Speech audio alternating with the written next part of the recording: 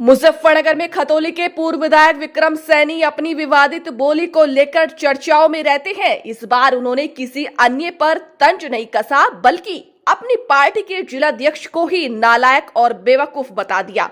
विक्रम सैनी ने अपनी पार्टी के जिलाध्यक्ष को बुरा भला उस समय कहा जब वह किसी मामले को लेकर डीएम कार्यालय पहुंचे थे। पत्रकारों के सवाल का जवाब देते हुए पूर्व विधायक ने भाजपा जिलाध्यक्ष पर ही सवाल खड़े कर दिए हैं। मुजफ्फरनगर जिलाधिकारी कार्यालय पर आज खतौली के पूर्व विधायक विक्रम सैनी अपने समर्थकों के साथ पहुंचे थे। मोरना में किसी दबंग व्यक्ति द्वारा वन विभाग की जमीन पर कब्जा करने और मोरना ब्लॉक में बिना सदस्यों की अनुमति के समिति बना दी गई। इन मामले में कार्रवाई को लेकर पूर्व विधायक विक्रम सैनी ने डीएम को ज्ञापन सौंपा।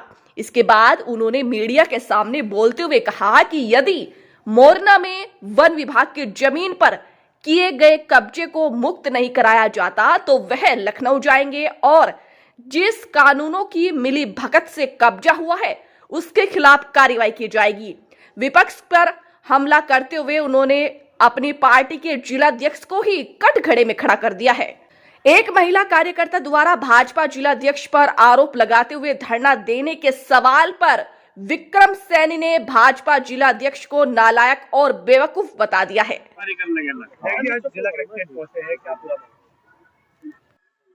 आने के दो कारण हैं। एक कारण है मोरना में खसा नंबर 283 की जमीन है, वो वन विभाग की है। किसी दबंग व्यक्ति ने उस पर कब्जा कर लिया है।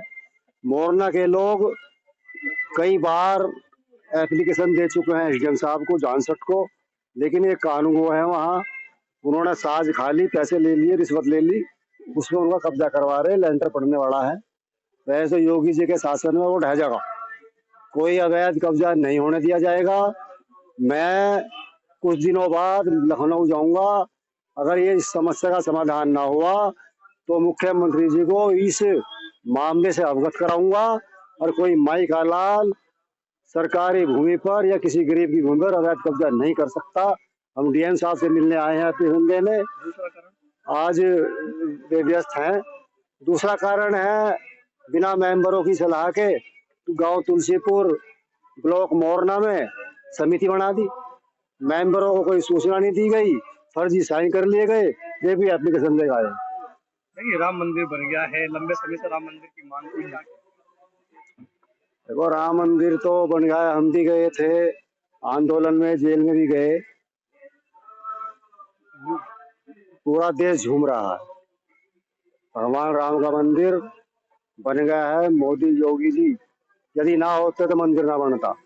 कांग्रेस की सरकार रही, इस पर ध्यान नहीं दिया गया, उलझाव रखा, हिंदू मुस्लिम को आपस में बांट के रखा।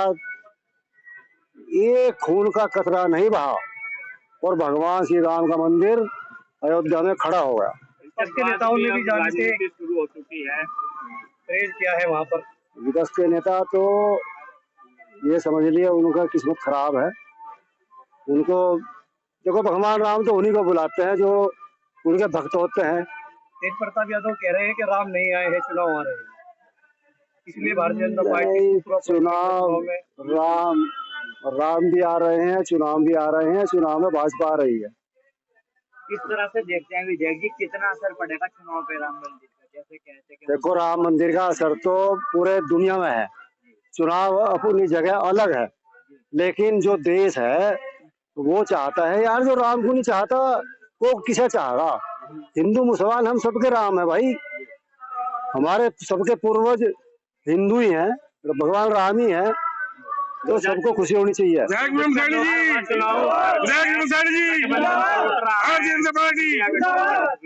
बनर्जी ने भी अपनी अलग राह कर ली है उधर। ऐसा है, सबकी राह अलग अलग है, किसी को पश्चिम में जाना, किसी को पूर्व में जाना। सत्ता में तो भाजपा को ही आना।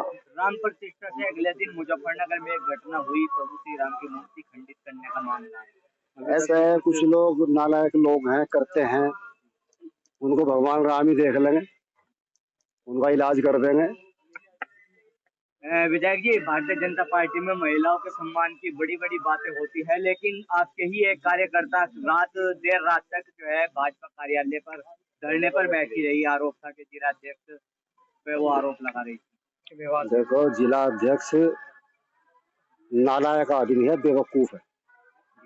कार्यकर्ता चाहे छोटा हो या बड़ा हो, अगर वो मतदाताओं से वोट मांगने जाएगा तो मतदाता काम भी तो करेगा। भाई थाने में भी जाना पड़ेगा, सब जगह जाना पड़ेगा। कल मैं ये एमएलए रहा हूँ, जनता ने मुझे बुलाया, मैं आया। मैं अपने घर भी रह सकता, ठंड हो रही भाई बहाना भर देता, लेकिन जनता का काम के लिए जाना चाहिए। मुझे कोई माइकल रोक नहीं सकता। मैं मुझे कह के दिखा दो वो कि क्यों गया वहां, इलाज कर दूंगा उसका भी। ठीक है।